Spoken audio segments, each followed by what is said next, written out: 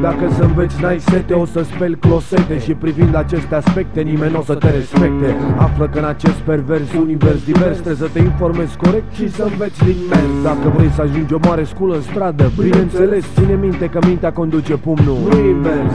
Realizezi că viața dă palme celui ce doarme, ignorant și incult rămas fără arme. Instig la cultură, nu doar să duci sticla la gură. Când încerci să fii corect, competiția e dură. Învățați copii și reînvățați părinții să învețe că sunt depășiți de timp acum la bătrânețe. Și n-am finețe, am pierdut-o când eram un pici, căci curiozitatea pe aici ne omoară pisici. Niciun motiv de stres n-ai, dar în minte alarma sună și sună că încet, încet întrebările se adună. Crede și nu cerceta, e o mare minciună. Am pierdut secole încercând să luăm luna în mână. Mesajul e clar și nu se îndreaptă către Marte. De dragul diversității citești o carte. Dacă vrei să faci lumină când e pentru tine noapte, ducă-te singur, frate. Citești o carte.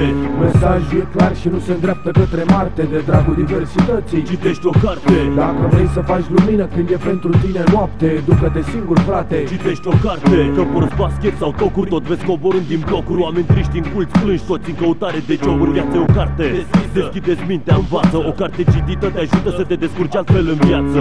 Trebuie să știi să legi două cuvinte, copile, altfel riști să fie câinele tău mai deștept ca tine.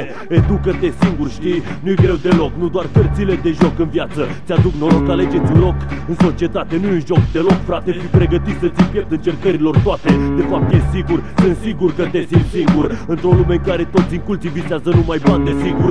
Contează ce în cap când ești supus la probe. Hai să îngropi încet pe toți sperând din vorbe. Mesajul e clar și nu se îndreaptă către Marte. De dragul diversității citești o carte. Dacă vrei să faci lumină când e pentru tine noapte, ducă-te singur, frate. Citești o carte.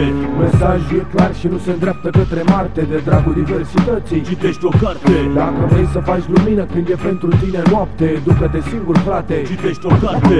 Cărțile educă spiritul. Cărțile educă spiritul.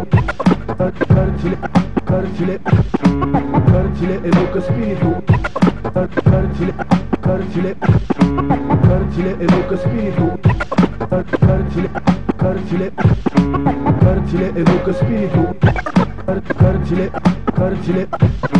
Cărțile educă spiritul. Cărțile educă spiritul.